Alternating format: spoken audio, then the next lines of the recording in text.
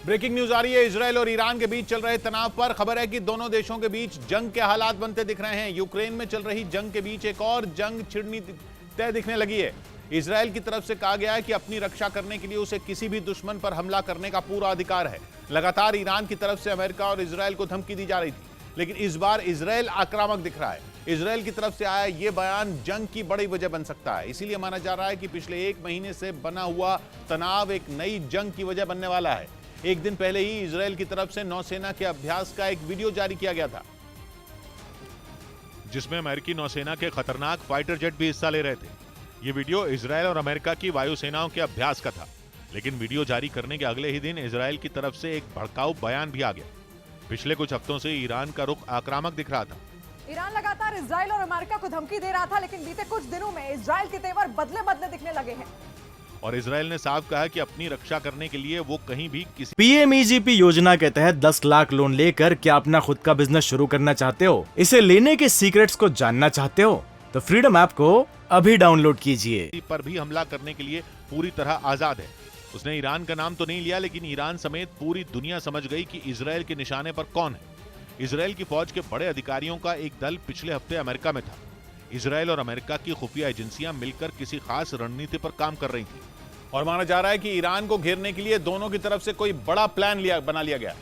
इसीलिए अचानक इजरायल ने ईरान को उकसाने वाला बयान देने शुरू कर दिए, जबकि पीछे ईरान भी नहीं है।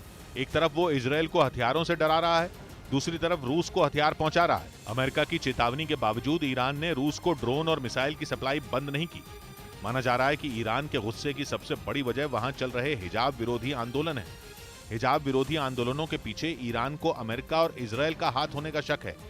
बल्कि दावा तो यह है कि वहां इजरायल की खुफिया एजेंसी मोसाद के कुछ जासूसों को गिरफ्तार भी किया जा चुका है। ईरान ने 2 दिन पहले ही इजरायल के 4 नागरिकों को मौत की सजा सुनाई है, जबकि अमेरिका और इजरायल इन आरोपों पर पूरी तरह खामोश है। ईरान अपने घर में लगी आग से परेशान है। अमेरिकी मीडिया में छपी कुछ रिपोर्ट तो हिजाब के नाम पर ही जंग की भविष्यवाणी कर चुकी हैं। इधर राजस्थान के झुंझुनू से रोंगटे खड़े कर देने वाला एक वीडियो सामने आया। वहां कुछ बदमाशों ने एक गाड़ी में जमकर तोड़फोड़ की।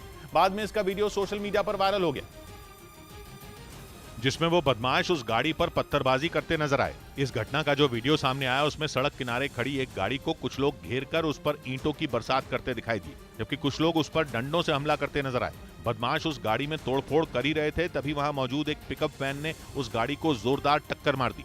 टक्कर इतनी जोरदार थी कि गाड़ी घूम गई। इसके बाद भी कई बार पिकअप वैन से उस गाड़ी को नुकसान पहुंचाया गया। हालांकि गाड़ी में बैठे आदमी ने जैसे तैसे वहां से भागकर अपनी जान बचाई। घटना की जानकारी मिलने के बाद पुलिस ने वायरल वीडियो के आधार पर केस दर्ज कर लिया और आरोपियों की तलाश में जुट गई। Breaking news. महाराष्ट्र और कर्नाटक के बीच जारी बॉर्डर विवाद पर महाराष्ट्र के सीएम एकनाथ शिंदे ने इस मुद्दे पर कर्नाटक के मुख्यमंत्री से बात की। दोनों मुख्यमंत्रियों के बीच सीमा विवाद को लेकर फोन पर बातचीत हुई। साथ ही कर्नाटक के बेलगावी में कानून व्यवस्था पर भी चर्चा हुई। एकनाथ शिंदे के अलावा डिप्टी सीएम देवेंद्र फडणवीस ने भी कर्नाटक के मुख्यमंत्री से बात की।